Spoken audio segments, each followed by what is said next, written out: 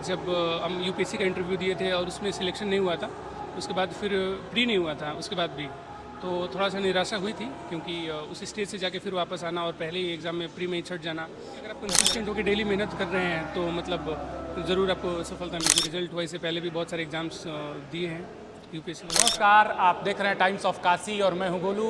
हमारे साथ बिहार के नवनियुक्त डिप्टी कलेक्टर ऋषिकेश तिवारी जी मौजूद हैं, जो कि हाल ही में अभी इसमें जिनका सिलेक्शन शुरू हुआ है। सर से हम बात करेंगे और इनके जर्नी के बारे में जानेंगे, इनकी एजुकेशन जर्नी कैसी रही और खास करके आज के युवाओं के लिए जो लगातार प्रतियोगी परीक्षाओं में बैठते हैं और हताश हो जाते हैं, वो कहीं ना कहीं दिग्भ्रमित हो जाते हैं। और इन चीज़ों पे भी बात करेंगे कि सर ऑफिसर बनने के बाद कुछ लोगों का तेवर जो है या फिर और चीज़ों से इनके जीवन से जुड़ी और चीज़ों पे बात करेंगे। हम आते हैं सर के पास। बहुत बहुत स्वागत है सर आपका हमारे टाइम्स ऑफ काशी के स्पेस पे। बहुत बहुत धन्यवाद आपका। मेरा सबसे पहला सवाल आपसे ये होगा कि सर आपका कैसा रहा जर्नी, जब आप पढ़ाई कर रहे थे उस टाइम का लाइफ आपका कैसा रहा? देखिए, जो बच्चे भी कॉम्पिटिटिव एग्ज़ाम की तैयारी करते हैं उनका जर्नी तो थोड़ा बहुत स्ट्रगल से भरा ही होता है। तो ऐसा नहीं था कि पैसे के लेकर कोई स्ट्रगल था, लेकिन वही था कि एग्ज़ाम में फ़ेल होना, मतलब ये जो रिज़ल्ट हुआ, इससे पहले भी बहुत सारे एग्ज़ाम्स दिए हैं यूपीएससी वगैरह का, तो उसमें सफलता नहीं मिली थी। तो स्ट्रगल से तो ज़रूर मतलब भरा होता है, किसी भी जो भी स्टूडेंट कॉम्पिटिटिव एग्ज़ाम की तैयारी करते हैं। लेकिन उसमें यही है कि अगर आप कंसिस्टेंट होकर डेली मेहनत कर रहे हैं तो मतलब ज़रूर आपको सफलता मिलती है। सर का बीपीएससी में कौन सा प्रयास था जिसमें सर सफल हुए? ये मेरा पहला प्रयास था बीपीएससी में। इससे पहले अन्य प्रतियोगी परीक्षाओं की तैयारी कर रहे थे सर के जीवन में क्या ऐसा कोई समय आया जब ऐसा लगा कि ये मेरे से नहीं हो पाएगा?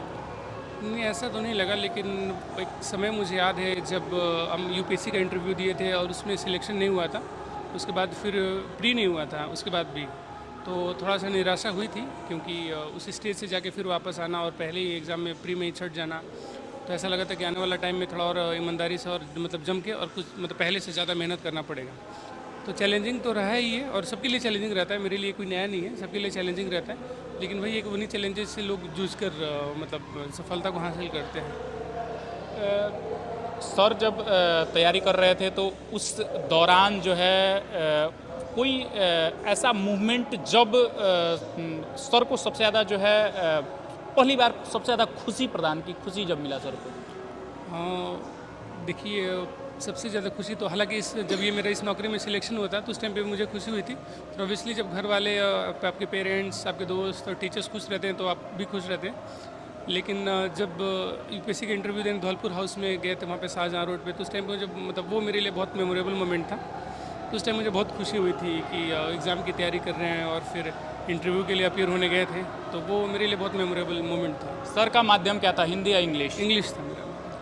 हिंदी माध्यम के बच्चे खास करके अभी रिजल्ट जो यूपीएससी हो या बीपीएससी हो, स्टेट पीसीएस हो या यूपीएससी हो, दोनों परीक्षाओं में ऐसा देखा जा रहा है सर कि हिंदी माध्यम के बच्चों का रिजल्ट कम हो पाता है। इस पर सर क्या राय है? नहीं, ऐसा नहीं है। अभी जैसे आप 68 और 69 बीपीएससी का रिजल्ट देखें तो टॉपर या फिर मोस्टली जो कैंडिडेट्स हैं वो हिंदी मीडियम से ही है। देखिए, मीडियम उतना मायने नहीं रखता, अगर आपके आंसर में वो कंटेंट है तो चेक करने वाले ये नहीं देखते वो किस मीडियम से है। तो अगर आपके आंसर में वो कंटेंट है, आपने अच्छे आंसर्स लिखे हैं, तो मीडियम कोई भी हो आपको मार्क्स मिलता है। अभी के एस्पायरेंट के लिए सर क्या कहना चाहेंगे जो अभी तैयारी कर रहे हैं? यही है कि ये जो रास्ता है कॉम्पिटिटिव एग्ज़ाम का, मतलब ये तो चुनौतियों से भरा हुआ है और बहुत लोगों को एक बार में सफलता मिल जाती है, लेकिन मैक्सिमम लोगों के साथ होता है कि उनको थोड़ा सा मतलब टाइम लगता है। तो टाइम लगेगा, क्योंकि ये जो रास्ता है आपने खुद चुना है, तो इसमें जितने भी चैलेंजेज आएंगे, जितने भी स्ट्रगल्स आएंगे, इसको आपको अच्छे से और बहुत पॉजिटिव एटीट्यूड से फेस करना है और एक दिन ज़रूर आपको सफलता मिलती है अगर आप पॉजिटिव एटीट्यूड से और ईमानदारी से मेहनत कर रहे हैं तो। अभी तो सर ट्रेनिंग में ही होंगे? ये ट्रेनिंग अभी कंप्लीट हुई है 10-15 दिन पहले। तो बिहार जो है खास करके सर बिहार में ही पोस्टेड होंगे। बिहार कहीं ना कहीं बाहुबलियों का गढ़ माना गया है। बिहार के कई ऐसे ज़िले हैं जहां का अपना एक बाहुबली इतिहास रहा है। तो सर से मैं जानना चाहूँगा कि उन चीज़ों को कैसे हैंडल करेंगे सर? और नहीं, देखिए, हम लोग प्रशासनिक विभाग में हैं तो प्रशासन का अपना जो काम होता है, वैसा हम भी 1 साल से देख रहे हैं, वैसा कुछ हमको डिफ़िकल्टी फेस करने को नहीं आई है। तो हम लोग तो वैसे कुछ मतलब इसका वो बहुत खास प्रभाव नहीं पड़ा है अभी। अब आगे जो भी चैलेंजेज हैं, देखिए सब एक ही समाज के हिस्से हैं।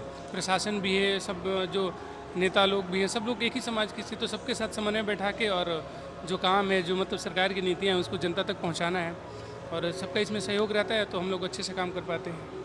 बहुत बहुत धन्यवाद। हमारे साथ बिहार के नवनियुक्त डिप्टी कलेक्टर ऋषिकेश तिवारी जी मौजूद थे, जिनकी विचारों को हमने आपके समक्ष रखा। आगे और बिहार विधानसभा से जुड़ी खबरों को देखने के लिए देखते रहिए टाइम्स ऑफ काशी। धन्यवाद।